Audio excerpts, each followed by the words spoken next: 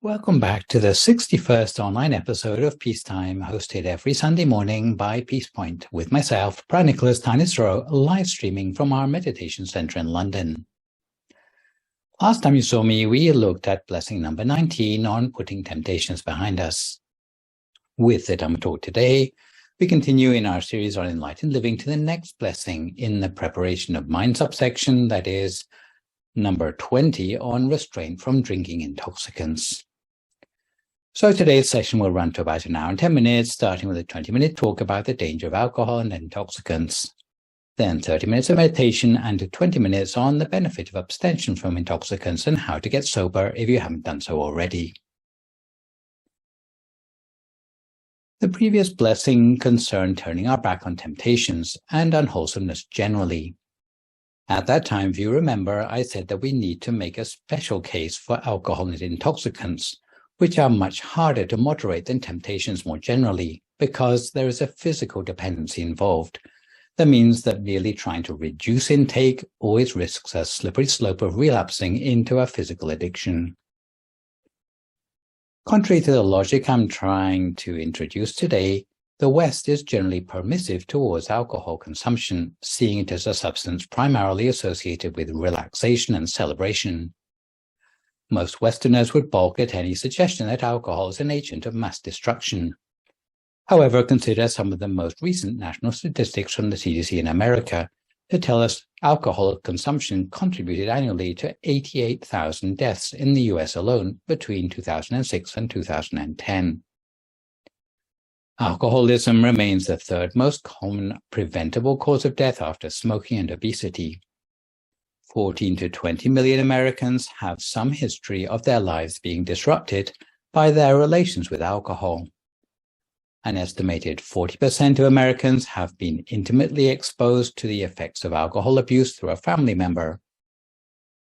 The cost of excessive alcohol use in the US in 2010 was estimated at $249 billion, which works out at about $2.05 per drink. These costs can be subdivided into $179 billion in lost workplace productivity, $28 billion in medical expenses, $25 billion in criminal justice, and $13 billion in motor vehicle collisions. Finally, as many as 12,000 children born annually to drinking mothers in the US have mental and physical deficiencies as a result of their exposure to alcohol in utero. We turn a self-satisfied blind eye to the damage alcohol consumption actually brings to modern society. But perhaps by understanding how deeply alcohol is woven into Western culture, we can stay a little more savvy. In the West, before the popularity of tea and coffee in the late 18th century, alcohol was claimed to be one of the only hygienic drinks available.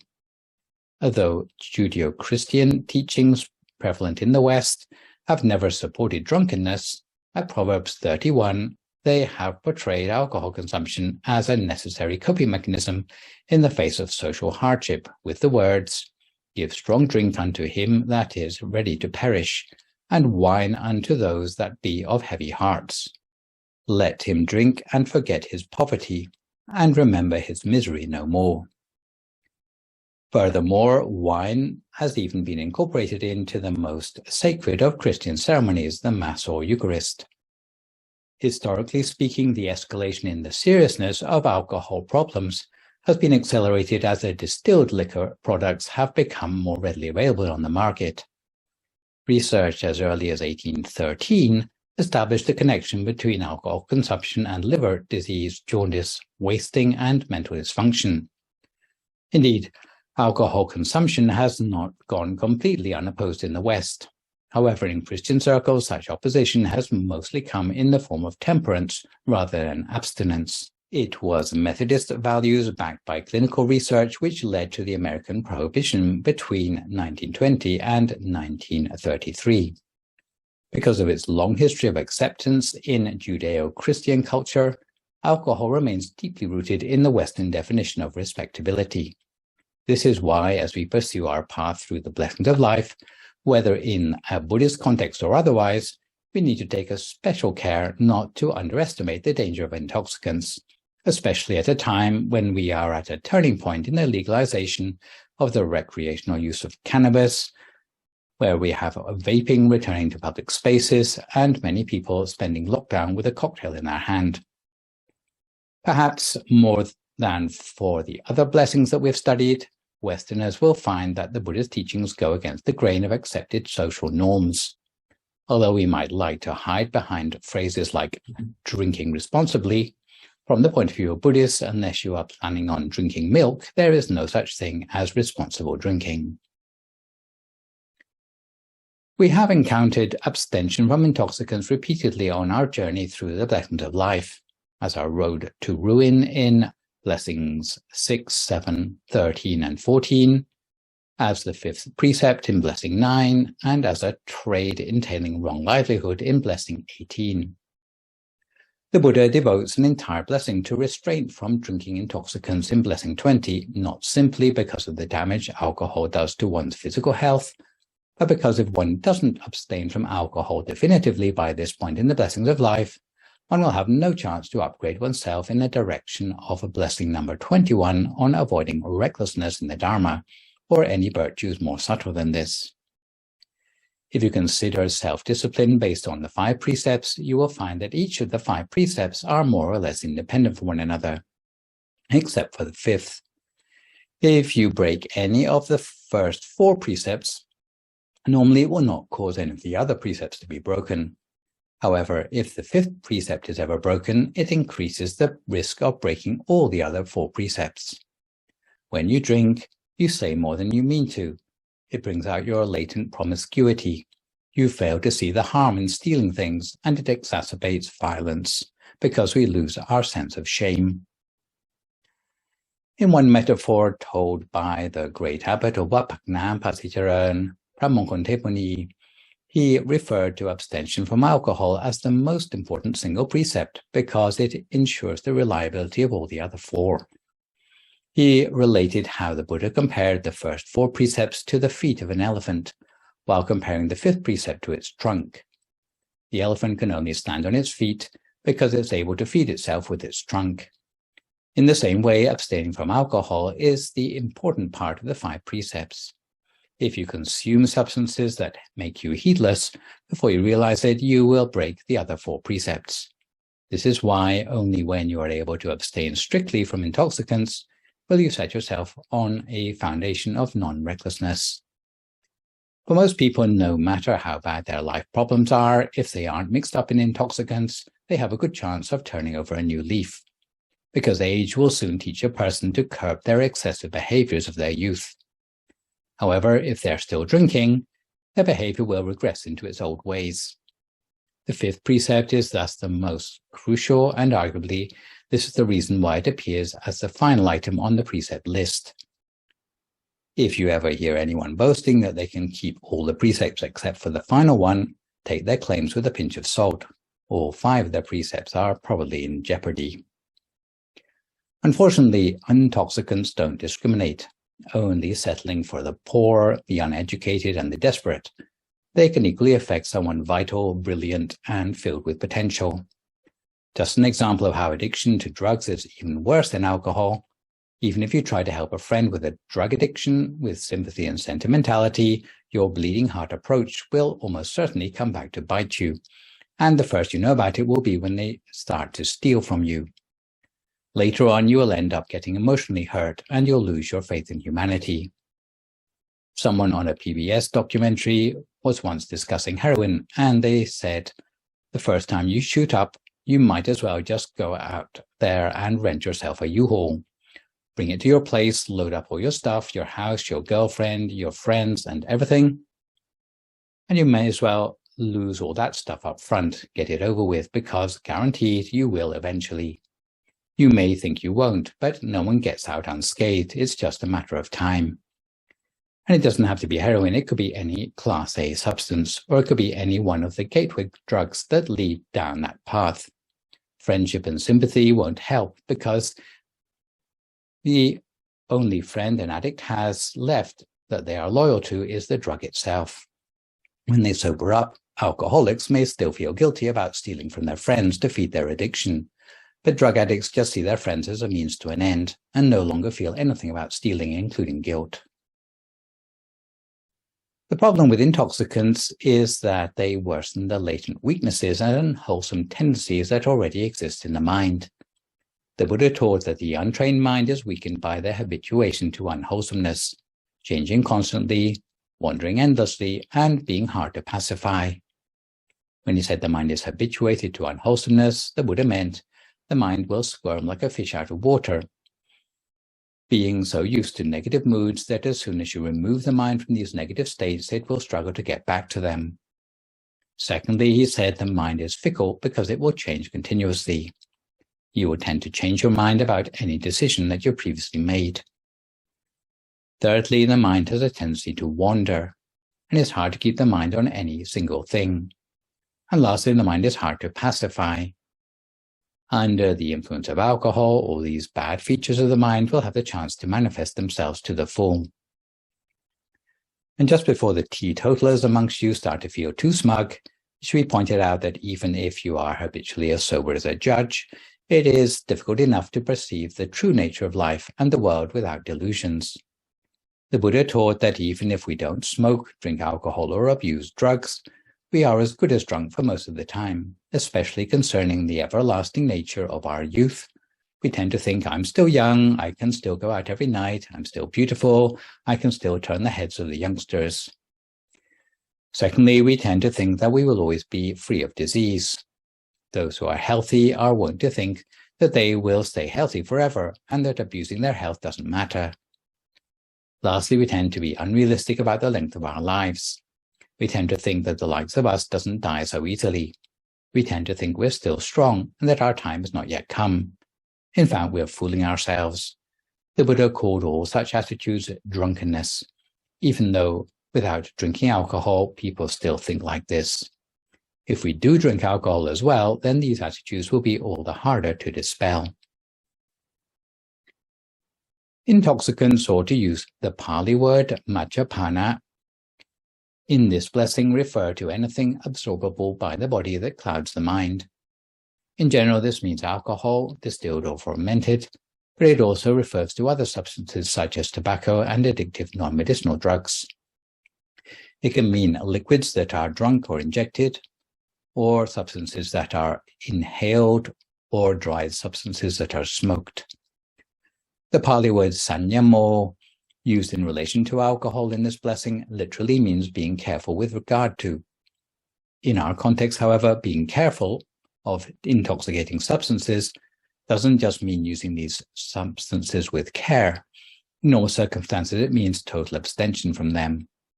It's only in exceptional circumstances, such as medical use, that careful use of alcohol might be considered.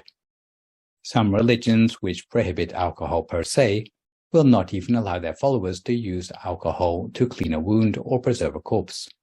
However, Buddhism allows intoxicants to be used for medicinal purposes, for example, where alcohol must be used to extract the active ingredients of some herbal medicines.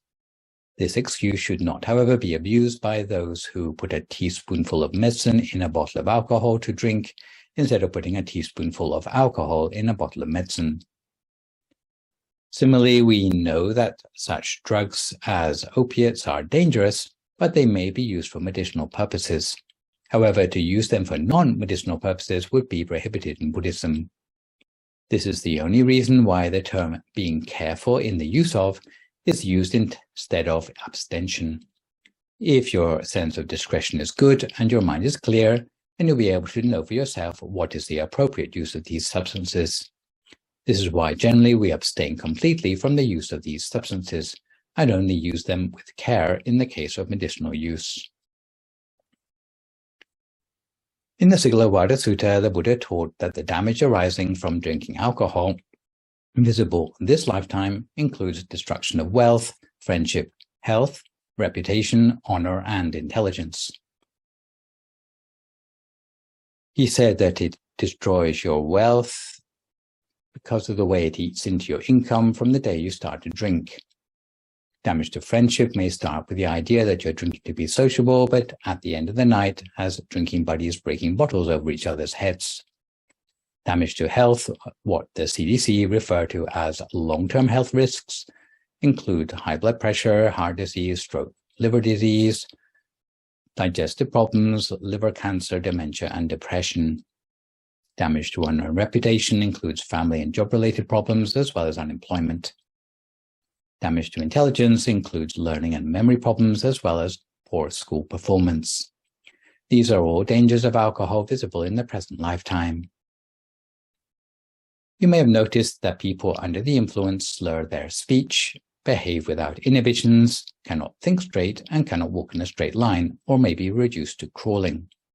While all these disadvantages are still apparent in the present lifetime, without putting too fine a point on it, the Buddha predicted that the side effects of drink that we consider slightly comical cannot really be considered a laughing matter at all, because in lifetimes to come, they will carry over to become your permanent mode of existence, whether you are sober or not. So having stocked up on all the possible disadvantages coming from the consumption of intoxicants, we have come to time for a quick story before our meditation today.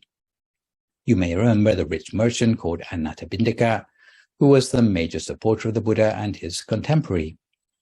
We had the story previously back in Blessing 12 about how Anathapindika bribed his son to go to the temple. So, despite his wealth and privilege, Anathapindika had to work hard to help dysfunctional members of his own family. Anathapindika also had problems with another nephew who had squandered 40 million of the family's fortune on his drinking habits, leaving him penniless. The said nephew turned up uninvited at Anathapindika's home, asking for some financial help. The nephew said he would use the money to invest in business, to set himself up in life. Anathapindika, in his characteristically compassionate style, was pleasantly surprised to hear his drunken nephew wanted to earn his living. And this story is a good illustration of the 3 strikes rule for helping extended family in Buddhism that we've already seen in Blessing number 17. Anathapindika agreed to give his nephew 1,000 and taught him a few tricks of the trade. The nephew thanked Anathapindika and wasted no time in going out with his friends and spending all the money on booze. Later, he came back to Anathapindika, saying that he had lost all his money in business due to lack of experience and asked for money again.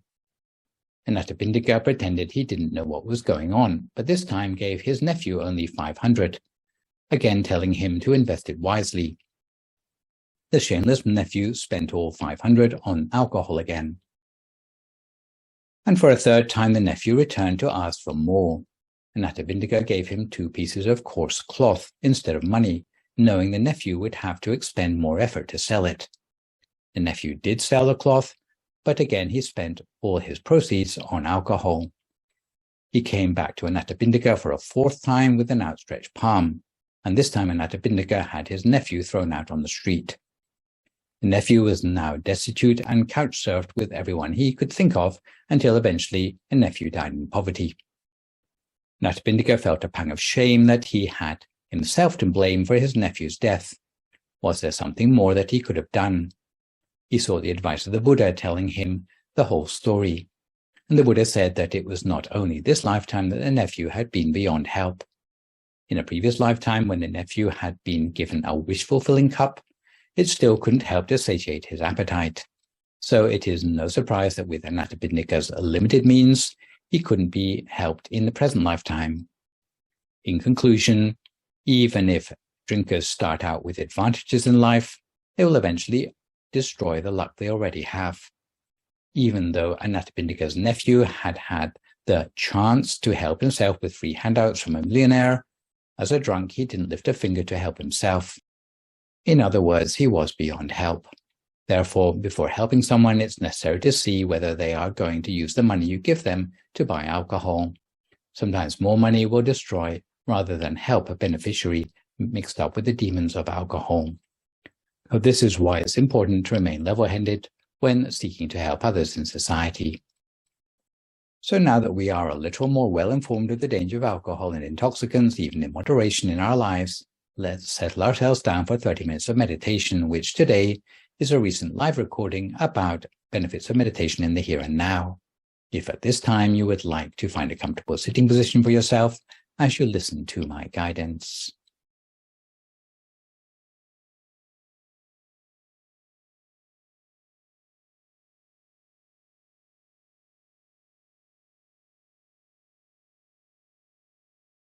So start by finding a comfortable posture for yourself in meditation. Closing your eyes very gently. You may be sitting on a meditation mat or on a straight back chair. But however you're sitting, make sure that you're properly supported.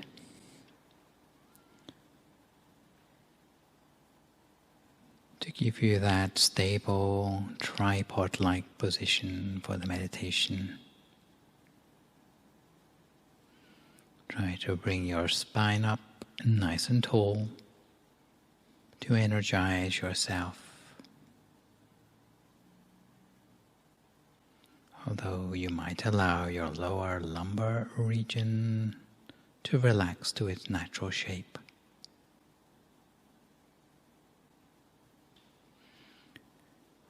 And allow your hands to rest palm upwards in your lap, with the right hand over the left hand, the index finger of the right hand touching against the thumb of the left hand. And if you close your eyes, then you should close them as gently as possible. If you don't want to close your eyes fully, then you might cast your gaze softly at the floor in front of you, allowing your eyes to defocus.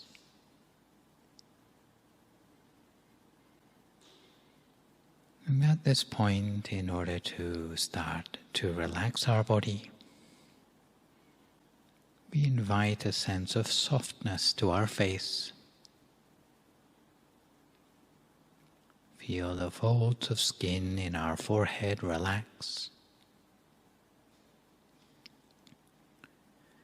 Feel the space between our eyebrows soften. Relaxing our eyelids. And you'll notice that even your eyes can relax themselves.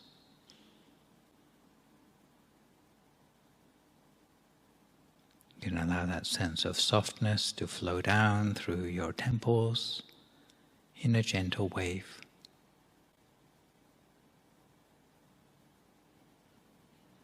You find that your lips touch only very gently together as the mouth relaxes. The tongue softens within your mouth, and your jawline also softens.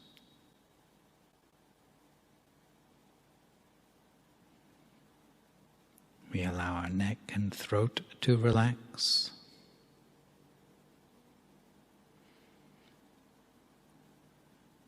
And let our shoulders drop away from our ears.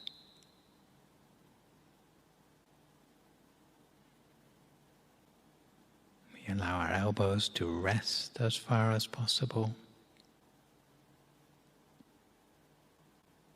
And continue on down, relaxing our torso, abdomen, both legs, all the way down to our feet and our toes.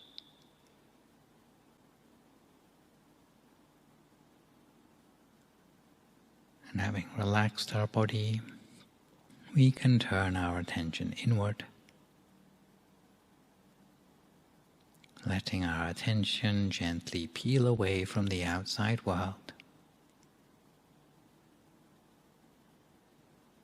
At the same time, we relax our state of mind by putting aside any worries or concerns in our life, almost as if we were sitting alone in the world, like a person with no past and no future, entirely focused in the present moment and on the task in hand.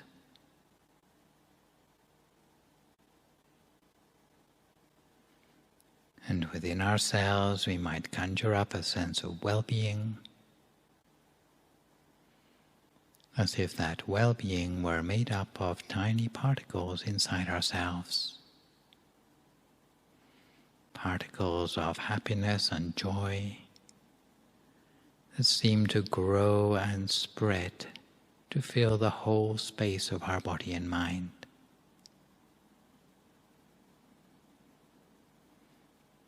Until there seems to be no space left inside us for any other sort of thought.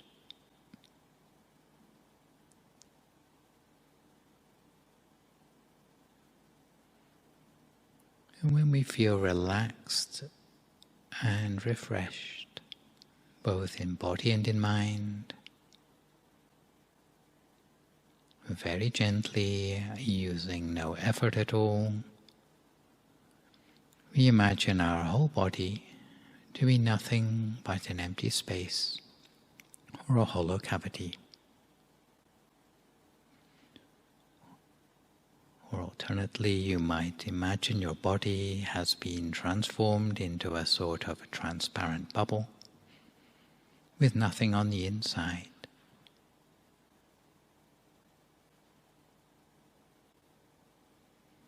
And when you feel ready, again very gently and using no effort at all, you might bring your mind back to a picture of a bright, shining sun, maybe yellow or golden in color, white or red. It doesn't matter if the actual picture is as clear as you normally see it with your eyes. Even if it's vague in your imagination, accept it anyway. There may be some people who feel the warmth of the sun but don't actually see it. Again, you can use that tactile sense of warmth as the object of your meditation. And in this case, we allow the bright picture or that feeling of warmth to make its way gently downwards inside the space of our body, almost as if we are gradually breathing it down to the deepest point of our breath, or gently swallowing the object down to the very pit of our stomach.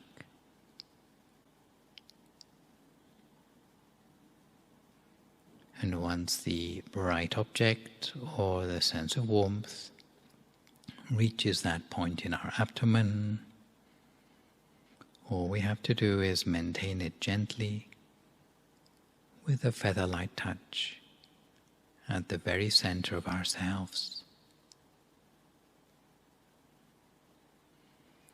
If we find our awareness wandering away onto other things, whether it be sounds around us or distractions, each time we realize, we just bring our attention back again to the center of the body as before. If the inner object disappears, we can conjure up a new one, and it's not a big deal. When we're new to meditation, we'll find our mind wanders often. But each time we bring it back, it'll become a little bit easier to keep it in place the next time round. Until before long, we'll find that our awareness is spending more and more time centered inside ourselves rather than wandering. At which point we'll start to have an intuitive feeling of the mind being able to stay at the center almost by second nature.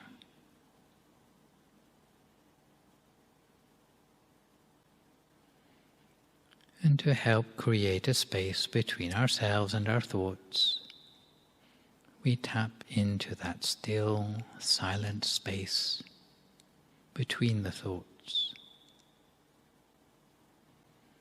If the thoughts return, we do our best to ignore them.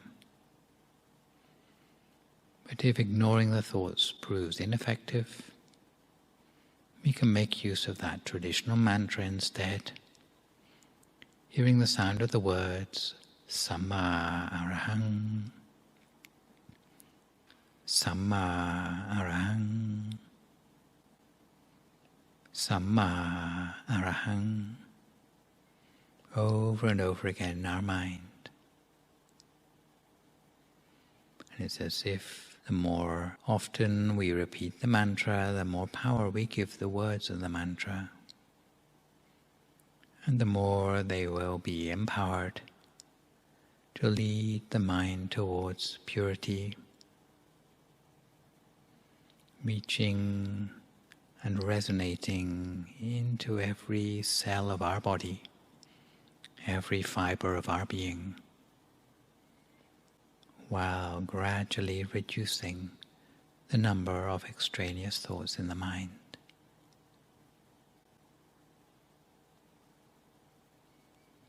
And with our meditation, as with any sort of exercise, practice makes perfect. We don't just exercise for exercise's sake, but we exercise for the benefits of strength or health in our everyday lives. And in the same way, we meditate not just for meditation's sake, but to impact our everyday lives in a positive way. And although there are long-term esoteric goals for meditation, such as awakening, enlightenment, these might be regarded as distant goals, which we can head towards, while for the interim focusing on benefits which are more in the here and now and more applicable to our everyday lives.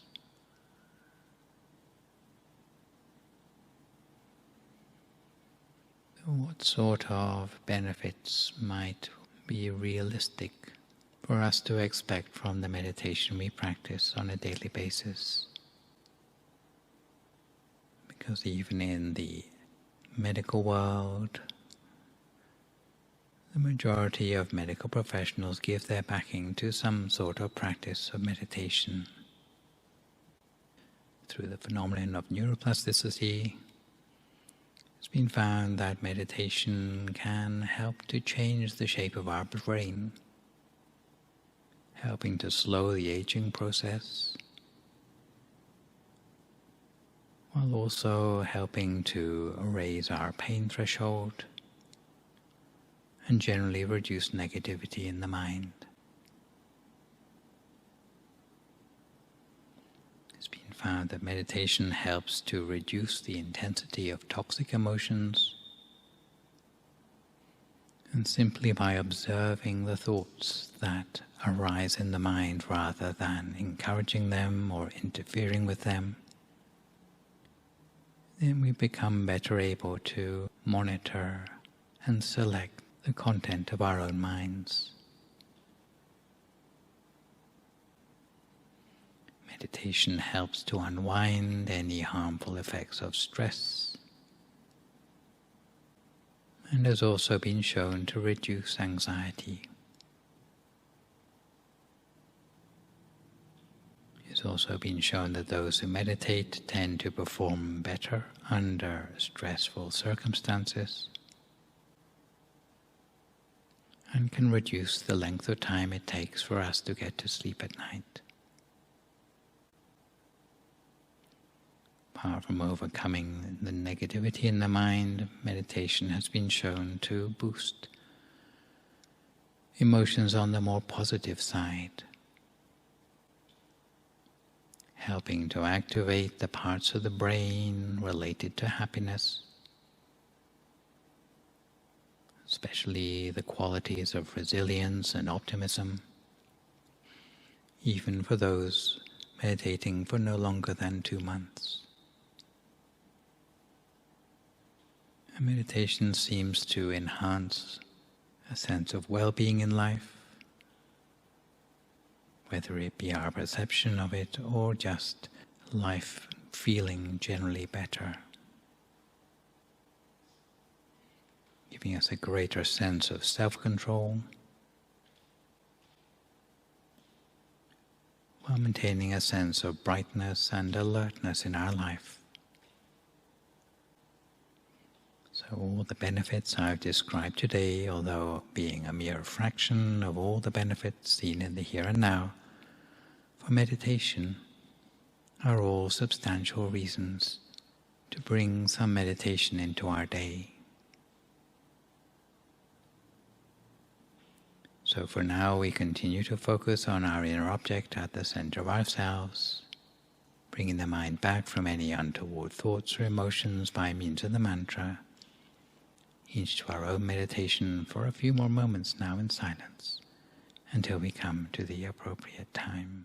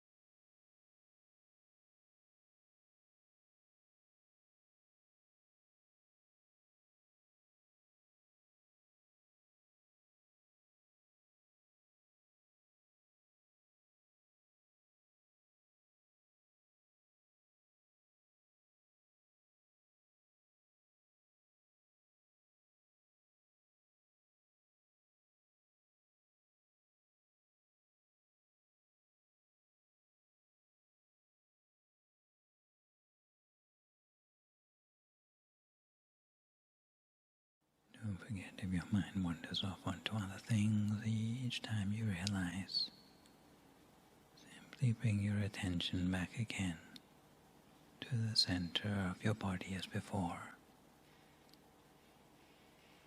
bringing it back for as many times as it takes to build up that sense of continuity between your awareness and the center of the body.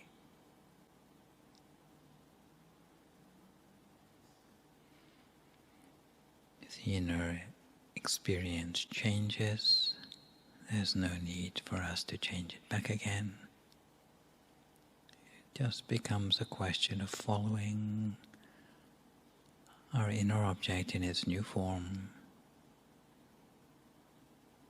And our practice may become one of observation rather than visualization.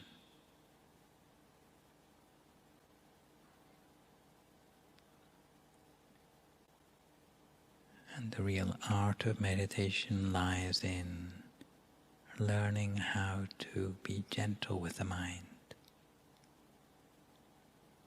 learning how to apply nothing more than the bare minimum of attention in order to keep our awareness in place.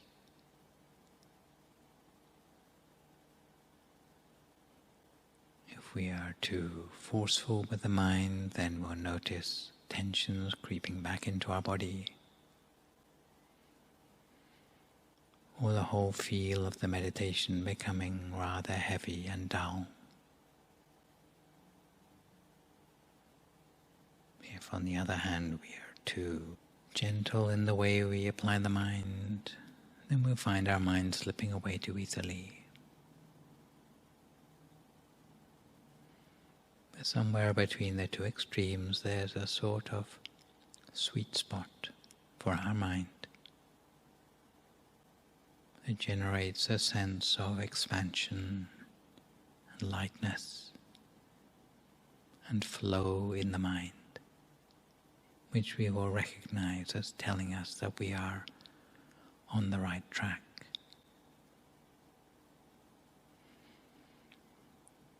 And if we can remember what it feels like to get that balance just right, then it will be easier for us to find our way back to the zone on subsequent meditations. But for now, we keep our mind on track lightly and gently, each to our own practice in silence for a few more moments now, until we come to the appropriate time.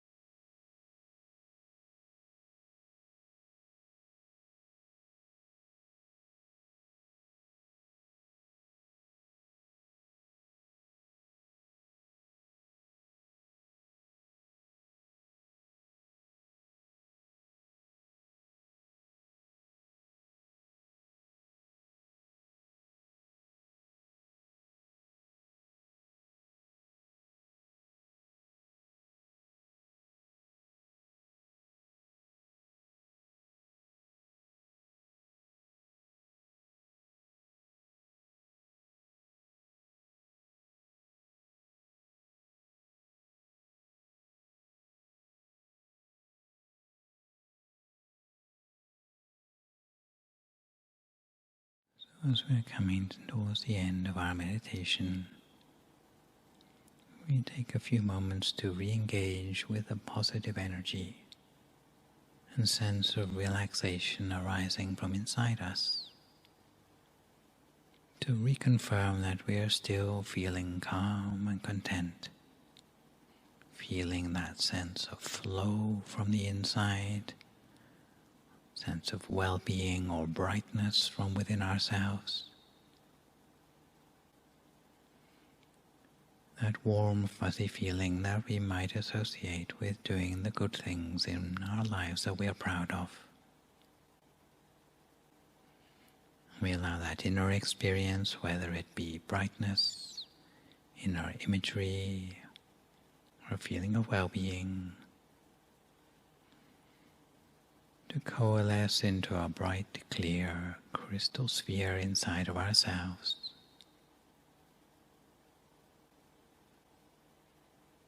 Infused with a sense of thankfulness gratitude for all the opportunities that we have to do good things in our lives, for all the peace energy in our lives.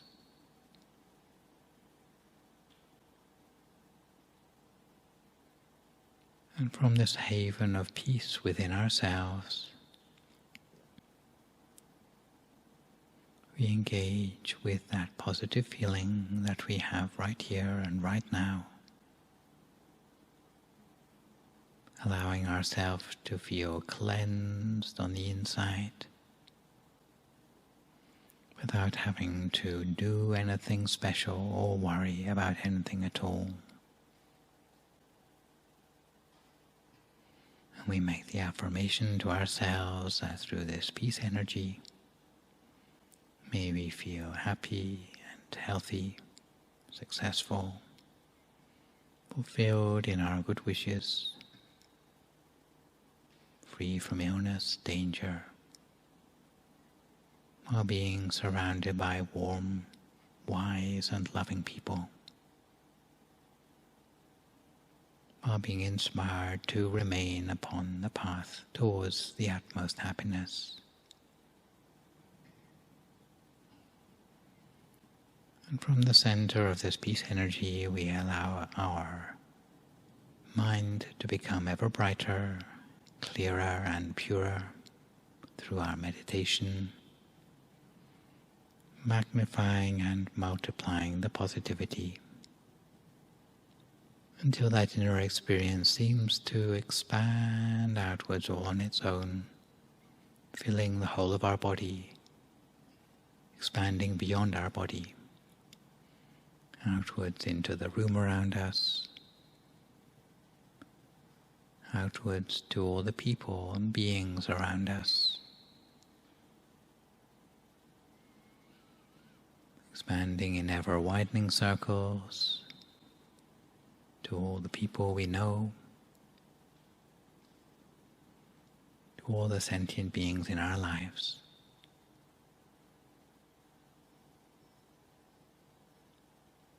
And in this way we share our peace energy, we share our loving kindness to all that we know, to all toward whom we wish to express our gratitude, allowing our peace energy to flow outwards towards them in all directions, without exceptions, with the wish that those other sentient beings be well and happy, free from suffering, fulfilled in their good wishes, free from sorrow or sadness. We allow our loving kindness to expand in this way in ever-widening circles, across the whole neighborhood, notionally across the whole borough and county,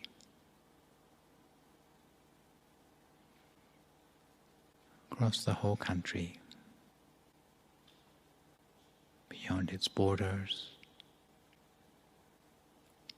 to the whole continent, eventually towards the continents of the world.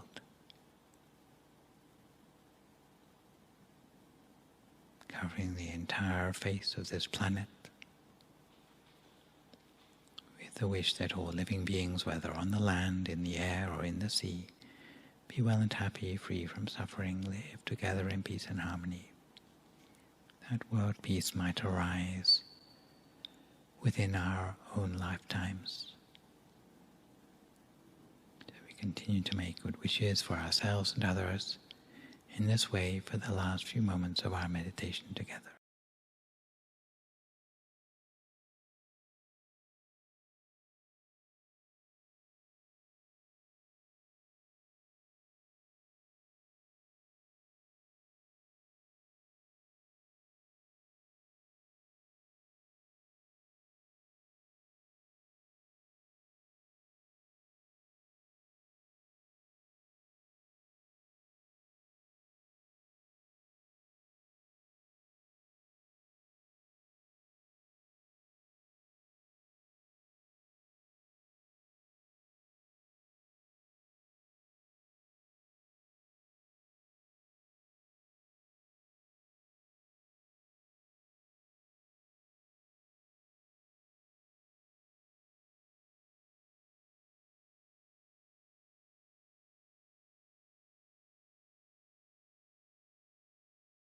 Sapa Buddhanupavena, Sapa Dhammanupavena, Sapa Sankhanupavena, Sattha Soti, Bhavantu Te.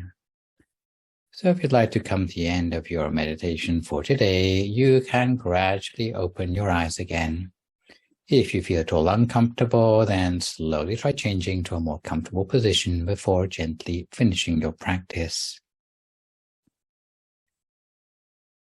So to return to our subject matter for today, we continue by looking at some of the benefits of not drinking alcohol or taking intoxicants. The Buddha taught that if we avoid drinking alcohol, it will pave the way for the higher blessings ahead on the path, with advantages such as omniscience of events in the past, present, and future, mindfulness in all situations, a reliable conscience, non-recklessness, freedom from enemies, respect from others, happiness, appreciation of others' virtues, gratitude to others, generosity, pure precepts, wisdom, worldly and spiritual wealth, the ability to be a true refuge to oneself, and overcoming the subtle defilements in the mind to attain nirvana. The practical options open in the West for people to quit alcohol include mutual self-help groups and inpatient or outpatient rehabilitation therapies. Sometimes in the past, I've been asked to give a talk on meditation for rehab counselors or else for addicts in recovery. Most commonly, these folks are involved in the 12-step recovery process at one level or another. And before going any further, I would like to reaffirm the value of this system and recognize the dedication of the millions of people around the world who have made significant breakthroughs as a result of publications like Living Sober or The Big Book. In many countries, to attend such a group is a legal requirement for probation from drink or drug-related misdemeanors. The large uptake is justified by the AA's own statistics, which maintain that clients who can quit drugs and alcohol for 5 years or more relapse less than 15% of the time. Independent research for the National Institute on Drug Abuse put the relapse rate slightly higher at 40 to 60%. Nonetheless, this is still a lot better than Charlie Sheen's recent rant about a 5% success rate, but it still offers some room for improvement. Since the AA and other addiction self-help groups are often quasi-religious in nature, often the rehab stakeholders seem to look to Buddhism and meditation to offer them something to make the process easier. The main difficulty, of course, is the physical dependency addicts are dealing with. Most relapse from sobriety programs is because they have only had a physical purge, but they lack the psychological tools to reshape their attitudes and needs. Mindfulness and meditation could provide the psychological tools users of intoxicants need, but according to Siegel, William, and Teasdale in their 2002 book entitled Mindfulness-Based Cognitive Therapy, clinicians cannot teach mindfulness to clients effectively without first learning to practice it for themselves. The theoretical touchstone for addiction recovery is the 6 stages of change model from James Prochaska and Carlo Di Clementi. Although they date back to 1986, they are still widely used in recovery programs today. The 6 stages of change comprise pre-contemplation, contemplation, determination, action, maintenance, and termination. The first pre-contemplative stage indicates that recovery from intoxicant use almost always begins with impaired self-awareness that results in a denial-based failure to recognize a need for recovery. This state of unmindfulness is when a person ignores cautions from those who are closest to them about the adverse effects of their addictive habits. In the second contemplative stage, an individual accepts the possibility that they could have an alcohol or drug-related problem. It may be the first time some people feel the need to reduce their drug and alcohol use, or the first time they've contemplated stopping altogether. Stage 3, preparation, is when a person no longer needs to be convinced of their destructive use of substances or alcohol. But even though a person has accepted the existence of a problem, they may still harbor ambivalence about seeking help. Friends, spiritual mentors, therapists, educators, support groups Online forums, chat rooms, and life coaches are invaluable at this stage. During the fourth stage, action, a recovering person feels self-confident and believes that they can affect their lives positively, like choosing the most appropriate treatment option for themselves. Depending on a person's needs, they may decide to enroll in an outpatient treatment program, join a sober living community, enter a rehabilitation facility, or undergo a day treatment program. Then comes maintenance, which means a person reaches a behavioral milestone. As of this moment, intentional change endures more reliably, with urges being less hard to resist. Nonetheless, individuals must continually prove that they can resist temptation from all the people, places, and things that trigger them to use. Although it isn't easy, maintaining sobriety is possible, especially with the help of some trustworthy people in their community, families, or other supporters like peers. This stage is still not completely safe from relapse, however. The maintenance stage involves developing an effective strategy to prevent relapses and devise a plan for recovery in case relapses occur. Many people learn and eventually master a few practical coping skills to help reduce the likelihood of relapsing. The maintenance stage also stresses the fact that sobriety does not happen by itself. It is the person's responsibility to safeguard their abstinence for a lifetime against relapse with impeccable vigilance. The last phase of recovery from alcoholism or substance use disorder is called termination. Here, all the stages come together. All the attachments a person has had to substances, alcohol or both, get severed and dissolve. Mood-altering substances can no longer enslave a person at this level of recovery. Not even a tiny secretive desire lingers to haunt them into using again. At this stage, a person is abstinent and apathetic about old drinking habits or drug taking. Unfortunately, substance use disorders are a serious problem that only a handful of people can fully overcome. It is understandable why very few health-promoting programs mentions the sixth stage, let alone presented as a desirable aim for recovery. So self-changers and many clinicians consider maintenance an ideal point to recognize a successful change in behaviors for people in recovery. Now, to see what Buddhists can add to the stages of change, having realized the harm brought by consuming alcohol, if you decide to keep the drink habit, prepare yourself for a struggle. It's not so easy to change an addiction, and you are liable to experience withdrawal symptoms. However, for those who aspire to sobriety, a few Buddhist life hacks that might be useful include appreciating the danger of alcohol, having the intention of giving it up, avoiding contact with alcohol-related paraphernalia and drinking buddies, and bolstering your conscience. First thing you have to do is to recognize the danger of alcohol. Secondly, only when you fully appreciate the dangers of the intoxicants will you achieve the escape velocity you need to quit. The third thing is to avoid contact with any alcohol-related paraphernalia, such as collections of old bottles. So chuck out any souvenirs from your house, whether it be those expensive bottles you've been saving, beer mats, highball tumblers, or corkscrews. You also need to avoid places where you used to go to drink or smoke. Fourthly, you need to recollect your own sense of self-respect by thinking of the things that will bolster your conscience. According to our vice abbot in Thailand, the Venerable Detachuo, we may need to engage with conscience on 3 levels. The first level is that of patience, where we must not give in to the temptation and the urges which cause us to want to relapse. If this is not enough, we may need a second layer of protection in the form of respect for those around us. For example, left alone, we might give in to our urges, but when we think of our family and our children, it will help us to stay strong out of respect for them. Lastly, if this doesn't work, we might be thrown back into our sense of gratitude by thinking about significant others or spiritual mentors who we might disappoint by our actions, after all they have done for us. The fifth thing you need to do is to avoid associating with drink-related buddies anymore. You may even designate a responsible sponsor to help remind you of your commitment to sobriety.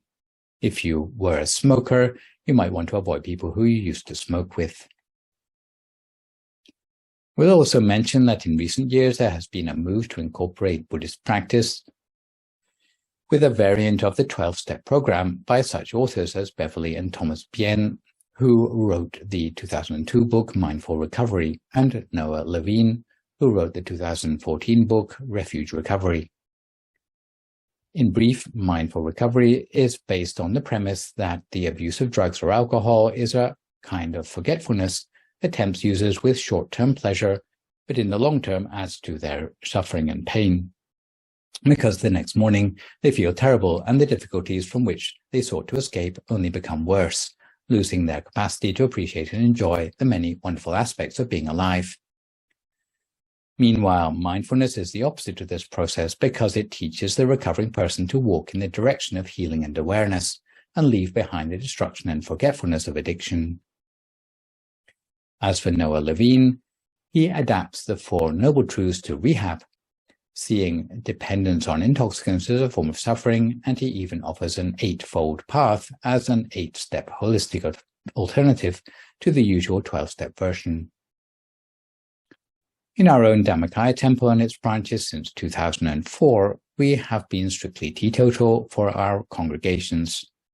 Back in the day, and you can see me here as part of huge ceremonies we organized in Salford and in the south of Thailand in those days, we collected up everyone's residual alcohol, poured it down the drain in a big public ceremony, and smashed up the bottles in a sack.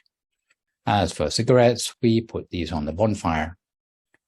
At the time, many Thai restaurants owned by our supporters went BYO or banned alcohol from their premises, despite the loss of profit, under the premises of truly caring about the karmic retribution in the future of their clients, while trying to establish a more family-friendly atmosphere in their place of work.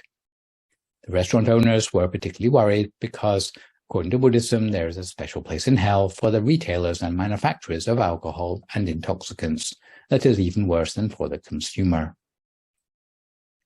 In conclusion, as meditators, we should be particularly gifted in shaking ourselves free of intoxicants because mindfulness is one of the best ways of facing the truth about ourselves.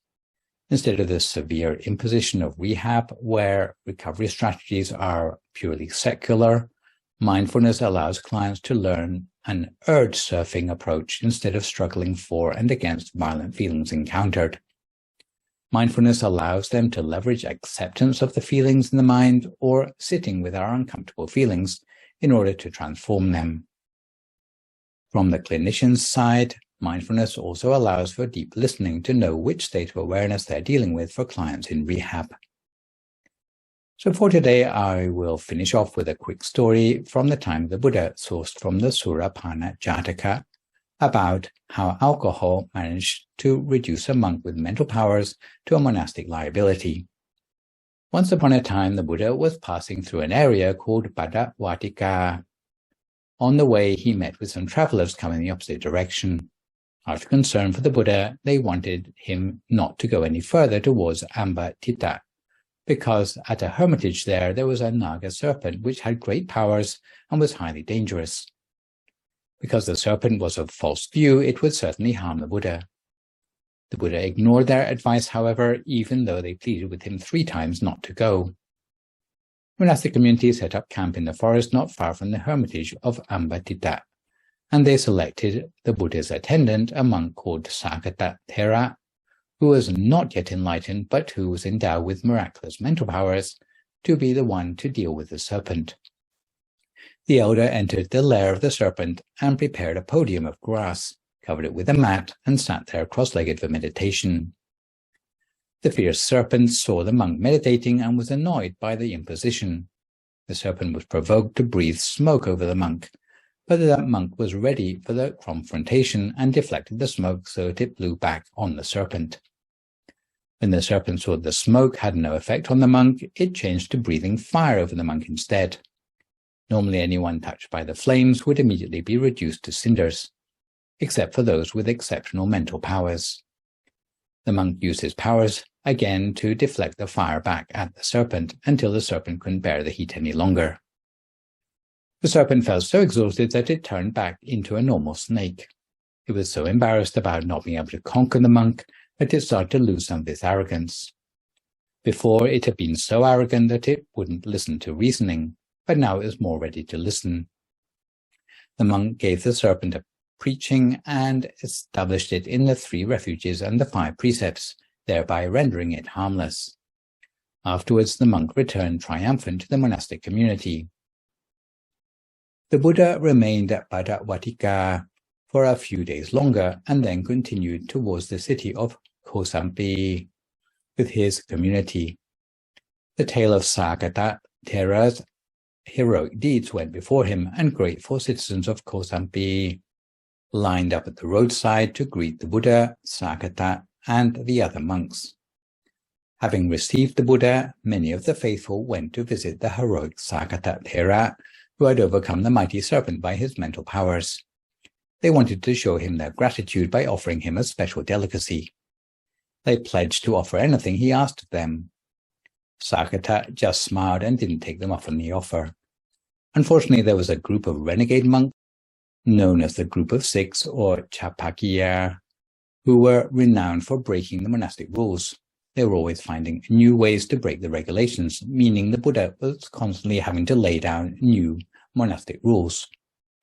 The Group of 6 thought to themselves, "We are monks like Sāgata, but we don't have magical powers like him. Let's play a trick on Sāgata and have some fun." They persuaded the citizens of that town to offer white liquor to Sāgata, something which he had never tasted before. They praised the offering of alcohol to Sāgata, saying it would be a special merit for those citizens. They said it would be an even more special merit to offer this rare substance to such an exceptional personage as Sāgata Thera, especially when white alcohol is the most delicious drink you can find. Faithful asked, "Is that so? You've never heard that before." "Well, now you've heard it from us," said the Group of 6. Well, the citizens believed what the monks told them and were excited at the opportunity. They got their alcohol ready and waited for the opportunity to offer it to Sāgata. Sāgata ordained early in life and had never learned about the dangers of alcohol. The next morning, Sāgata went on alms round as usual, and when he opened the lid of his bowl, the faithful were quick to fill his bowl with the best white alcohol they could find. Devotees were so proud to have found a special substance to offer to the heroic monk who had overcome the serpent. Sāgata didn't pay any interest to the contents of his bowl.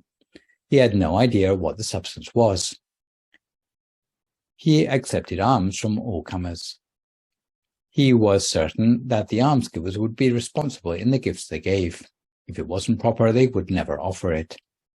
Having finished his alms round, he sat down to eat the food from his bowl, and he had no idea that the alcohol had soaked into all his food. After lunch, Sāgata's graceful deportment was reduced to dizzy staggering. He had a strange warm feeling in the stomach and collapsed at the city gate, lying there semi-conscious and mumbling incomprehensible nonsense. Once the Buddha had finished his alms round, he returned through the city gate, seeing Sāgata lying on the ground. The Buddha had 2 monks help Sāgata back to the temple. When they reached the temple, the monks laid Sāgata down with his head pointing towards the Buddha out of respect for him. However, as soon as they let go of him, he wriggled, turning himself round so that his feet pointed at the Buddha, which is the height of bad manners in Buddhist culture. The Buddha said nothing, but he asked the rhetorical question, "Does Sāgata still have respect towards the Buddha or not?" The monks replied, "No, he has no remaining respect, sir." The Buddha continued, "O monks, who was the monk so powerful that he could subdue the serpent at Ambatita?" The monks replied it was Sāgata. "And how about now? Could Sāgata even overcome a water snake?" "Not anymore," the monks agreed. Now you can appreciate that alcohol, apart from destroying one's wealth, reputation, health, and chance of spiritual attainment, can render powerless those who formerly had so much mental power that they could subdue a powerful serpent. Therefore, I do say that the taste of alcohol is the kiss of death. It is so harmful that it can render a mighty monk useless. The Buddha reprimanded Sāgata for his recklessness and soon after laid down a rule prohibiting monks from drinking alcohol, except as a constituent of medicine, a rule which continues to stand to this day. So this session I have introduced to you Blessing 20 on abstaining from intoxicants. For my next live session online, which will, fingers crossed, be a week on Sunday morning, we'll complete the 6th group of blessings with blessing number 21 on non-recklessness in the Dharma. For good measure, I'd like to remind viewers that you can email your questions about meditation or what you've heard in the lecture to the email address that you can see spelled out on the slide, and I will do my best to answer those on my next session. In the meantime, try to avoid recklessness or complacency as we continue to deal with the knock-on health and social effects of the pandemic. Maintain a positive mood, speak only positive words, forgive others, extend good wishes to others, and meditate daily. Hopefully, as a result of today's session, you will understand that although drinking in moderation is thought acceptable in Western society, it is not compatible with Dhamma practice. But complete abstinence from intoxicants is necessary for our mind to reach towards enlightenment. So for today, this is me, Phra Nicholas, signing off for now. So long, folks, and stay safe.